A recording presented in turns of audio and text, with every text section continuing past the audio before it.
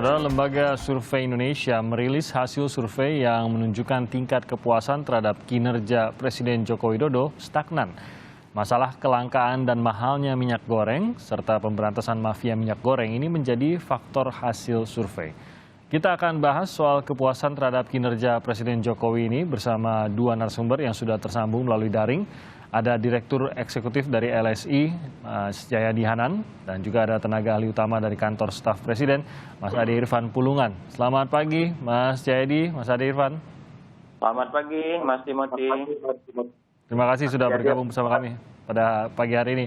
Saya ingin langsung saja masuk kepada temuan dari LSI dalam survei kali ini. Yang ditemukan adalah ini stagnan. Sebenarnya ada kenaikan ya Mas Jayadi 65 ke 67 tapi masih dalam margin of error sehingga ini tidak bisa dikatakan sebagai kenaikan. Tapi apa temuan yang didapatkan oleh LSI dari kondisi stagnan ini? Tentu ada yang membawa itu naik, ada yang membawanya turun sehingga akhirnya menjadi stagnan seperti ini Mas Jayadi.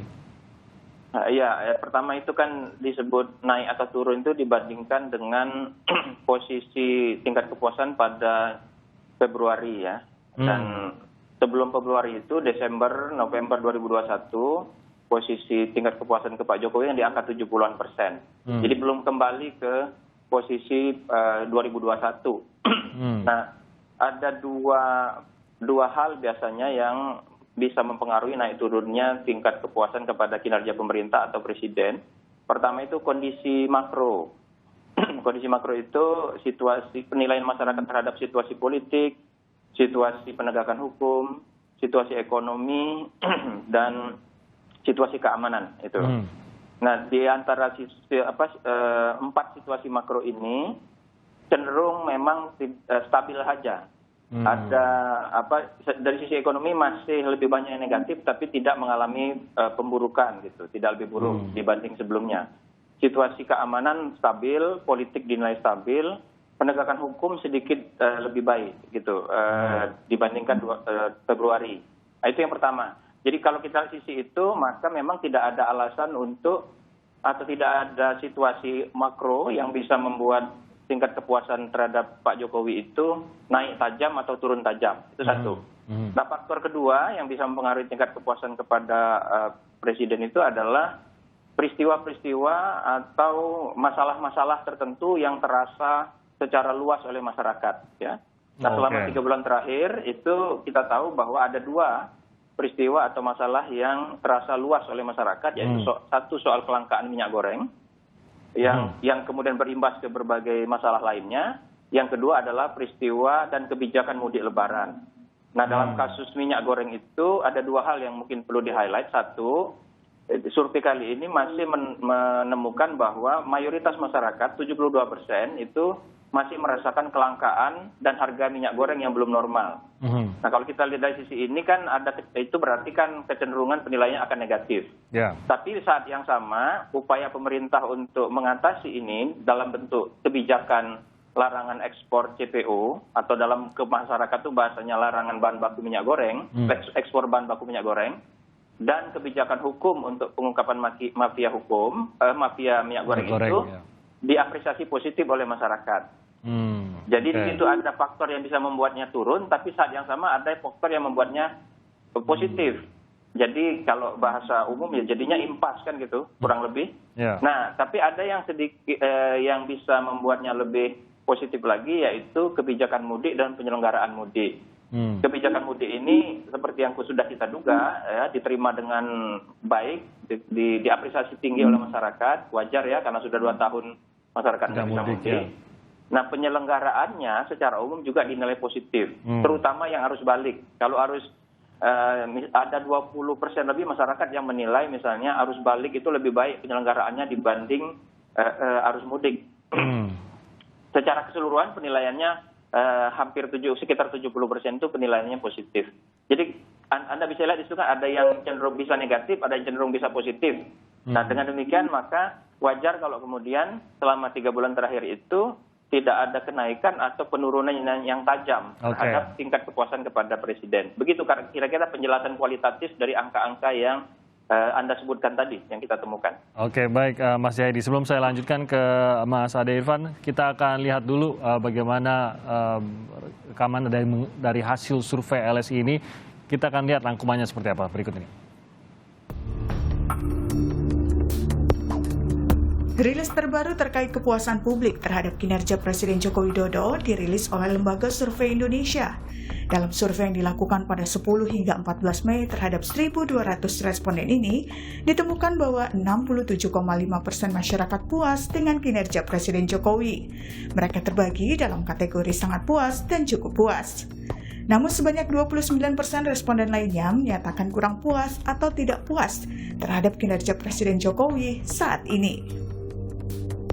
Direktur Eksekutif LSI Jayadi Hanan menyatakan dalam survei ditemukan jika tidak ada peningkatan atau penurunan yang signifikan atas tingkat kepuasan publik terhadap kinerja Presiden dalam 3 bulan terakhir. Kondisi ini salah satunya dipengaruhi oleh masalah kelangkaan minyak goreng. Yang pertama penanganan kasus minyak goreng. Ya. Nah kita tahu kasus minyak goreng itu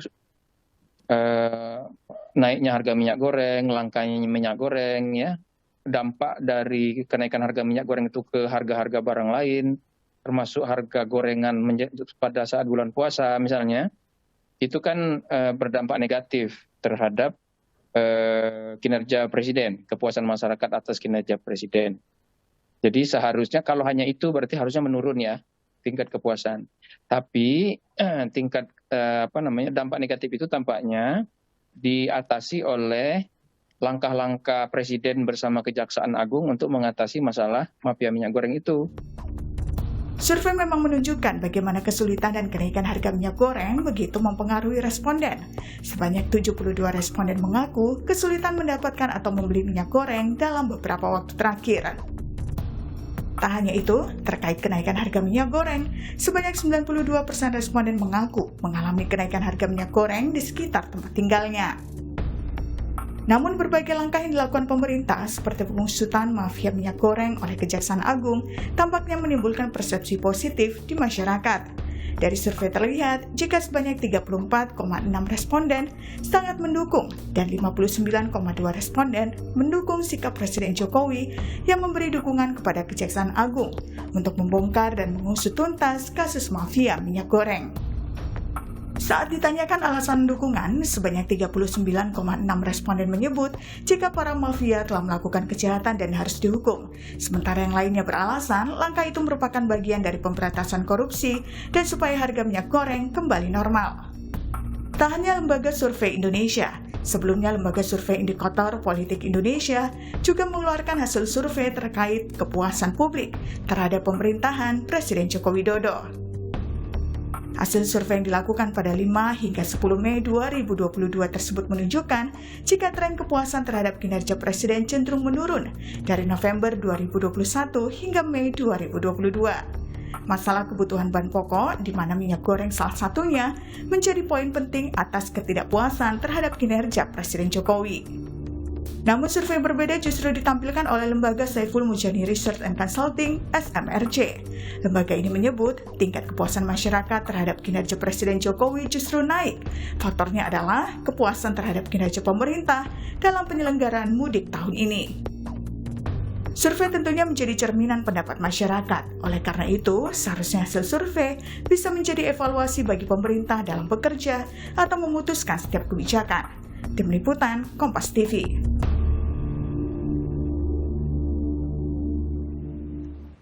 Ya, saya langsung minta tanggapan dari Mas Ade Irfan terkait dengan hasil survei. Tadi kita juga sudah menampilkan beberapa hasil survei lainnya dari lembaga-lembaga lainnya. Tapi saat ini kita melihat bahwa memang tidak akan terlalu jauh. Ya, persis seperti yang dikatakan dari LSI bahwa ini tampaknya cenderung stagnan. Nah, menanggapi hal ini dan melihat ada beberapa hal yang membuatnya stagnan itu, tanggapannya bagaimana Mas Ade? Ya, Mas Timothy, pertama kami pasti mengucapkan apresiasi kepada LSI yang telah tidak mengeluarkan rilis hasil surveinya. Saya sudah pernah mengatakan hasil survei yang dilakukan oleh lembaga survei atau lembaga survei lainnya dengan memberikan evaluasi kepada kinerja pemerintah, ya, kementerian yang ada dari lembaga ini, sejauh mana program pengawasan masyarakat baik. Mas Ade, mohon maaf agak kurang jelas suaranya, mungkin bisa didekatkan mic-nya, Mas Ade. Ya, kita memberikan apresiasi ya, Ya. memberikan apresiasi atas semua lembaga survei yang mengeluarkan rilisnya gitu. Minggu ini kita melihat atau mendapatkan ya tentang nilai kinerja Presiden Jokowi gitu. Kan artinya fluktuatif ya. Ada yang mengatakan tingkat kepuasan turun, ada yang mengatakan naik. Sekarang ini ada yang mengatakan stagnan. Artinya itu menjadikan semua hasil rilis yang dikeluarkan itu bagi pemerintah ya, bagi kami tentunya ini menjadi evaluasi mawas diri ya, apapun yang disampaikan oleh lembaga survei ini yang dirasakan oleh publik itu menjadi dasar, menjadi acuan bagi kami untuk lebih tingkat lagi melakukan kinerja yang lebih baik lagi agar publik ini merasakan semua program-program, semua rencana kerja yang sudah dicanangkan dalam RPJMD itu berjalan dengan baik, optimal gitu. Kalau dilihat tadi kita sudah menampilkan, tadi juga Mas Jayadi sudah berkomentar bahwa kalau ditarik lebih ke belakang lagi sebenarnya tingkat ini meskipun stagnan masih jauh di bawah tingkat kepuasan pada tahun 2021. Nah, bagaimana Istana juga melihat hal ini mengingat bahwa dalam jangka waktu mungkin hampir 1 tahun tadi sejak survei lagi tinggi-tingginya ini belum bisa kembali ke tingkat tersebut, Mas Ade. Ya, beberapa poin itu ada yang turun, tapi pada prinsipnya secara umum kita melihat pertanyaan atau komentar yang disampaikan oleh responden terhadap pertanyaan yang dikeluarkan oleh lembaga survei ini. Kan ada yang merasa puas hasil penanganan di dalam didik. Itu sangat luar biasa dan saya juga mengikutinya dan mengamati langsung di lapangan ketika saya mudik. Mana semua para yang terlibat dalam penanganan didik itu sangat sungguh-sungguh ya, sangat menjaga betul supaya pelaksanaan mudik ini berjalan baik. Memang ada 2 persoalan yang ada tadi disebutkan Mas Jayadi, masalah minyak goreng. Ya betul, itu juga kita rasakan bersama dalam 2-3 bulan ini itu menjadi hal yang negatif bagi pemerintah. Tapi penanganan terhadap itu kan sudah cepat ditangani oleh pemerintah dan Presiden memantau betul tentang pelaksanaan minyak goreng ini. Apalagi sekarang ini kemarin sudah dibuka tentang masalah ekspor dan persoalan penegakan hukumnya terus kami pantau ya bagaimana proses bisa lebih baik lagi biar ada kepercayaan kepada pemerintah terhadap proses-proses yang dikatakan adanya minyak goreng ini.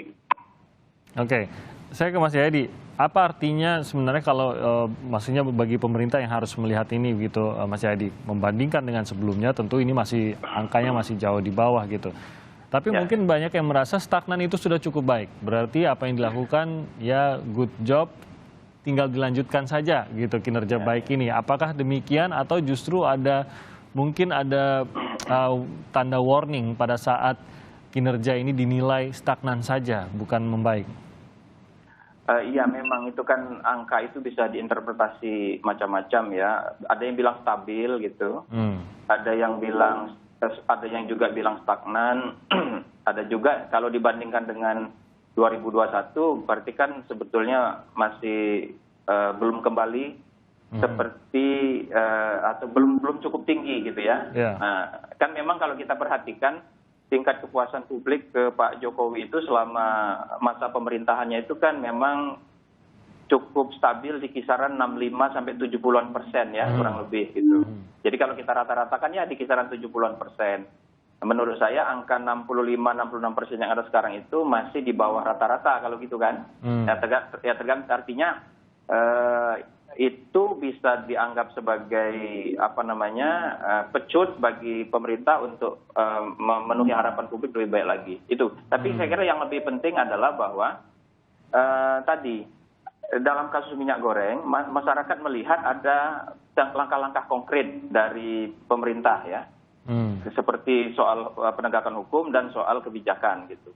Tapi tampaknya dan kita mendengar ya dari Kementerian Perdagangan atau dari yang bertanggung jawab dalam soal ini ada kebijakan-kebijakan yang sifatnya konkret seperti misalnya memastikan sampai di tingkat bawah ribuan titik yang ada di masyarakat itu harga minyak goreng kembali normal gitu.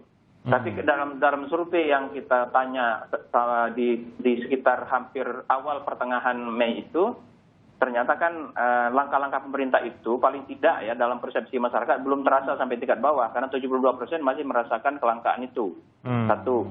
Yang kedua, kita tahu bahwa pemerintah punya program minyak goreng murah atau apa yang gitu di pasar ya. Iya, yang kata harganya 14.000. Tapi kan itu menurut saya tidak akan dipersepsi sebagai hal yang mudah bagi masyarakat atau hal yang normal. Kenapa? Beli minyak gorengnya tapi kan dijatah. Ya. Terus harus daftar pakai KTP gitu kan. Iya. Nah, itu kan tidak terasa normal gitu ya pembeliannya. Betul, tidak bisa dipersepsi sebagai situasi normal. Itu menurut saya pasti masih akan dipersepsi sebagai situasi yang menunjukkan minyak goreng itu langka. Nah, jadi itu saya kira salah satu penjelasannya. Karena itu menurut yang bisa kita lihat dari survei ini adalah bahwa masalah minyak goreng belum sampai penyelesaiannya di tingkat bawah, di tingkat masyarakat. Dan itu akan masih menjadi sumber keluhan publik terhadap kebijakan pemerintah gitu. Ini belum masuk kepada penyelesaian mafianya gitu, Mas Jayadi ya, belum sampai ke sana, tapi benar-benar ke level keseharian masyarakat belum merasakan kondisi minyak goreng yang normal. Betul, jadi ada dua yang harus dilihat. Satu, ada terasa beban oleh masyarakat, yaitu harga, itu beban. Masyarakat kalau merasakan beban biasanya akan mengeluh dengan kebijakan pemerintah. Yang kedua, seperti yang ditemukan di survei ini, ada harapan sekaligus kepercayaan yang tinggi dari masyarakat bahwa pemerintah akan menyelesaikan ini. Nah, Anda tahu kalau harapannya tinggi, kalau itu tidak dipenuhi, misalnya gini nih, kebijakan larangan ekspor bahan baku itu kan sudah dibuka kembali oleh pemerintah kan. Nah, ini logika umum masyarakat. Ini tentu hal yang rumit kan, tidak bisa dipahami secara umum. Tapi ketika misalnya minyak goreng itu masih belum selesai juga di tingkat masyarakat, lalu masyarakat mendengar bahwa kebijakan ekspor itu dibuka lagi, nanti masyarakat menganggap bahwa pemerintahnya pelin-pelan, misalnya gitu. Jadi kebijakannya berubah-ubah gitu. Padahal itu dua hal yang mungkin berbeda ya gitu. Kalau kita lihat, kalau kita analisis menurut para ahli ekonomi. Tapi sederhananya ditangkap masyarakat seperti itu gitu ya maksudnya ya. Betul. Jadi selain soal kebijakan, saya kira juga yang harus sampai di bawah. Saya kira juga yang jadi problem adalah bagaimana pemerintah mengkomunikasikannya itu secara dengan bahasa yang betul-betul bisa dimengerti masyarakat. Oke, nah sebelum lanjut ke sana saya ingin minta tanggapan Mas Ade Irfan terkait dengan minyak goreng ini. Benar sekali sebenarnya masyarakat masih menunggu penyelesaian tidak hanya kasus hukum atau mafia minyak goreng ya, tapi kondisi normalnya dulu. Nah mungkin mau menanggapi juga ini mumpung masyarakat yang mungkin juga adalah peserta dalam survei ini melihat apa sih sebenarnya yang sudah direncanakan oleh pemerintah atau yang sudah dikerjakan, karena ternyata ini menjadi salah satu faktor yang sangat mempengaruhi opini publik atas kinerja istana. Ya Mas, tentu masalah minyak goreng ini kan menjadi kebutuhan primer ya bagi bagian masyarakat kita. Tentu ini akan berpengaruh betul atas kepuasan masyarakat jika kalau pemerintah tidak seriuslah menanganinya, ya.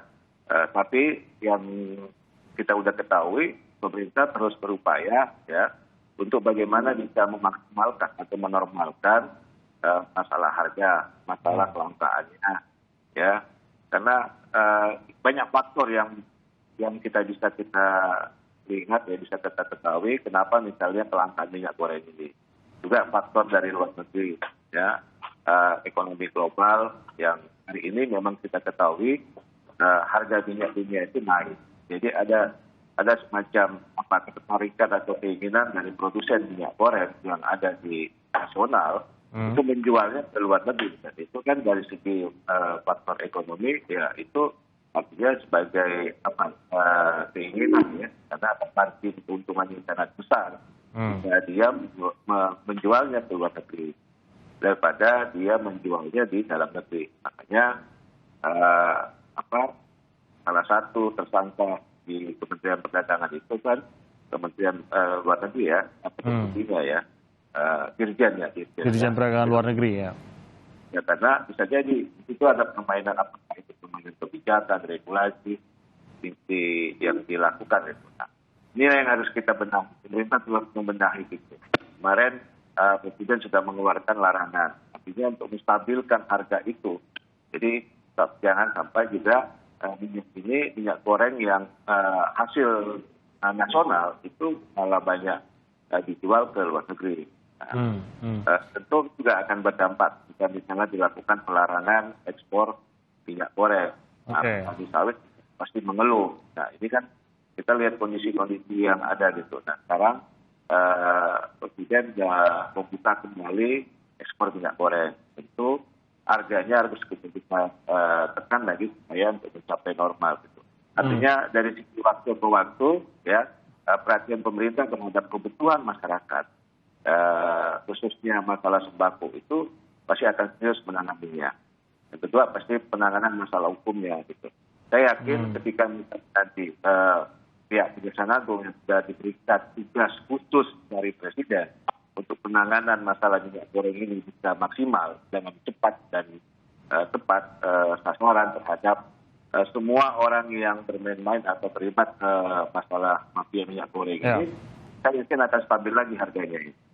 Oke. Dengan posisi yang semula yang bisa dapatkan dan tidak ada lagi kelangkaan minyak goreng itu di daerah terkecil gitu, atau di daerah-daerah yang kita ketahui daerah-daerah yang kecil sangat langka, masih langka hari ini. Ini yang dinantikan oleh masyarakat tentu saja. Apakah harga minyak goreng bisa kembali? Dan tadi mungkin sudah ditekankan bahwa untuk poin ini masyarakat masih menunggu solusinya. Dan yang pasti hasil survei menunjukkan bahwa belum terasa ada solusi atas hal ini. Nanti kita akan perbincangkan lebih jauh lagi. Kami akan jeda sebentar. Tetap bersama kami di Sapa Indonesia Pagi. Mas Jayadi, sebenarnya kalau tadi kita baru saja membicarakan mengenai mafia minyak dan juga stabilitas dari harga minyak, ini tampaknya masih dua isu yang masih menunggu kalau begitu ya Mas Jayadi ya. Dan ini bisa jadi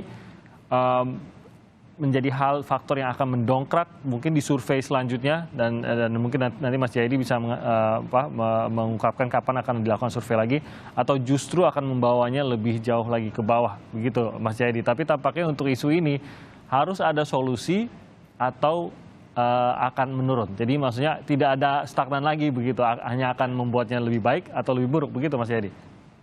Iya, selain tadi ya saya bilang biasanya ada dua faktor ya kondisi umum tadi yang makro tadi. Yang ada yang makro, lalu peristiwa-peristiwa atau isu-isu tertentu yang kalau bahasa Bang Irfan tadi menjadi concern kepedulian semua masyarakat secara luas gitu. Nah minyak goreng kan masuk kategori itu. Lagi-lagi kan jadi dari dua hal tadi, kalau pemerintah terlihat betul-betul serius mengurusi mafia minyak goreng itu, kemudian kebijakan larangan ekspor CPO dan pembukaan kembali ekspor CPO itu berjalan secara baik gitu, itu akan menjadi faktor yang positif. Nah tapi yang tadi yang terasa langsung oleh masyarakat itu selama beberapa waktu ke depan benar-benar turun nggak nih harganya atau normal nggak? Normal itu artinya satu mudah didapat. Nah sekali lagi kalau pemerintah menganggap misalnya kan kita mendengar di berita-berita bahwa pemerintah mengatakan stok minyak goreng itu melimpah gitu ya. Nah tapi itu kan bertentangan tidak cocok dengan fakta bahwa ketika masyarakat mau beli minyak goreng mereka harus antri. Dalam artian kan hanya boleh berapa 2 kilogram 2 liter per orang gitu. Lalu bahkan lebih apa lagi lebih menarik lagi itu harus pakai KTP. Nanti bagi distributornya akan menghubungi lewat WA pesan sekian hari sebelumnya dan lain-lain, banyak aturannya lah yang akhirnya itu kan tidak bisa disebut normal oleh masyarakat. Itu akan dianggap sebagai minyak goreng masih langka, itu satu.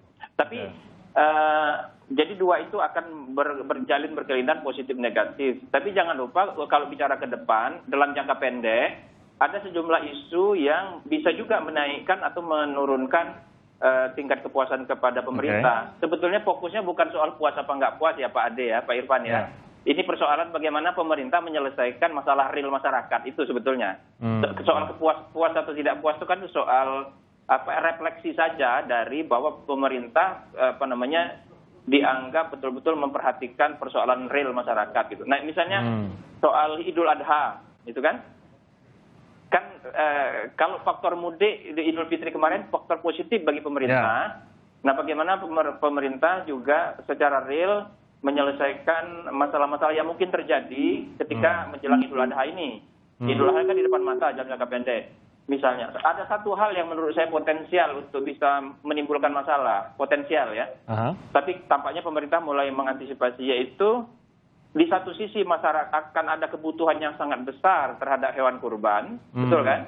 Tapi di sisi lain ada problem dengan kesehatan hewan kurban karena ada kasus atau mewabahnya apa istilahnya PMK, penyakit mulut dan kuku itu. Nah itu ya. Nah ini kan seperti minyak goreng, kasus Idul Adha ini kan juga terasa sangat luas di publik. Seperti mudik maksud saya, itu terasa sangat luas di publik. Dan karena ini kita sudah lebih landai pandeminya, berarti kan masifnya penyelenggaraan Idul Adha akan jauh lebih besar dibandingkan dengan 2021 atau 2020. Jangan sampai terhalang justru oleh penyakit mulut dan kuku tadi begitu ya, Mas Jayadi. Dan ini akan dipersepsikan buruk oleh masyarakat kalau sampai tidak teratasi gitu. Nah mungkin saya langsung minta Mas Irfan untuk menanggapi hal ini. Tampaknya ada ya memang selalu akan ada tantangan yang menghadapi di depan nih dari pemerintah nih Mas Ade. Ya, seperti tadi saya katakan motif di awal ya. Setiap persoalan yang itu bersentuhan dengan masyarakat, ya, secara langsung maupun tidak langsung, pasti penilaian publik ya, masyarakat terhadap kinerja presiden atau pemerintah itu pasti akan menurun, pasti akan negatif. Itu saya pikir itu sudah menjadi rasionalitas lah, sudah menjadi rumusnya lah. Ya. Nah, persoalan itu kan juga banyak mempengaruhi faktor-faktor yang ada. Jadi saya katakan korek, faktor yang itu juga pasti akan kita melihatnya secara perspektif. Nah, di depan mata tadi kata Mas Jayadi, menghadapi itu ada sekarang ini mewabah menggejala bagi hewan kurban. Nah, pemerintah melalui Kementerian Pertanian sudah mencoba mengantisipasi dengan terus cross-check ataupun filter ya, kami sampai meluas terjadi penyakit PMK ini, ini semua hewan yang nanti masuk dalam kategori hewan kurban.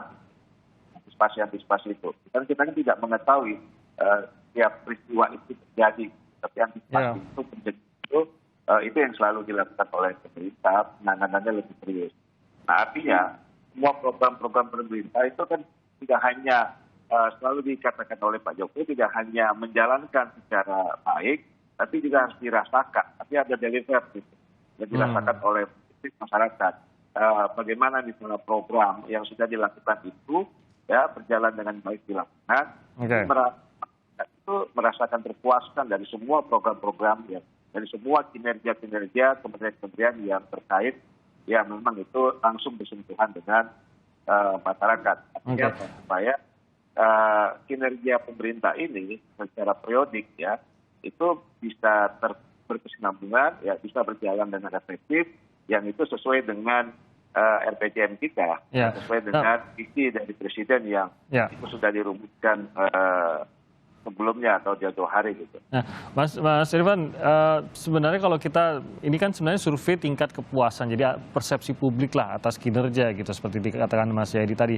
Tapi di sisi lain kan kita bisa membacanya sebagai ini menunjukkan sebenarnya seberapa banyak dari rencana dan program pemerintah ini yang dirasakan berhasil oleh masyarakat, sehingga kalau ada penurunan atau stagnan, berarti belum ada hal yang benar-benar baik yang bisa menaikkan atau dirasa bahwa pemerintah mengerjakannya dengan baik. Dan tadi kita sudah bahaslah beberapa poin yang menjadikan masyarakat beropini bahwa ini belum ditangani dengan baik. Nah, ini kan sebenarnya bisa dibilang tidak hanya pada pundak Pak Jokowi saja, begitu.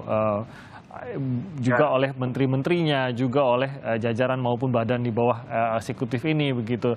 Bagaimana hal ini juga diterjemahkan oleh Istana terkait dengan bagaimana ternyata kinerja dari seluruh badan-badan ini di bawah Pak Jokowi ini belum dipersepsikan baik atau memadai oleh masyarakat karena cenderung stagnan dan bahkan di bawah tahun lalu. Ya tentu kita pertama mengetahui dari hasil survei ya, yang itu dikeluarkan oleh semua lembaga survei. Yang kedua, tentu kami melakukan pengawasan, Mas Timothy. Setiap program yang dilakukan itu tentu harus ada evaluasi di lapangan. KSP sendiri itu melakukan monitoring evaluasi ya setiap per 3 bulan sekali itu kepada seluruh kementerian terkait. Nah, kami di KSP itu berkoordinasi dengan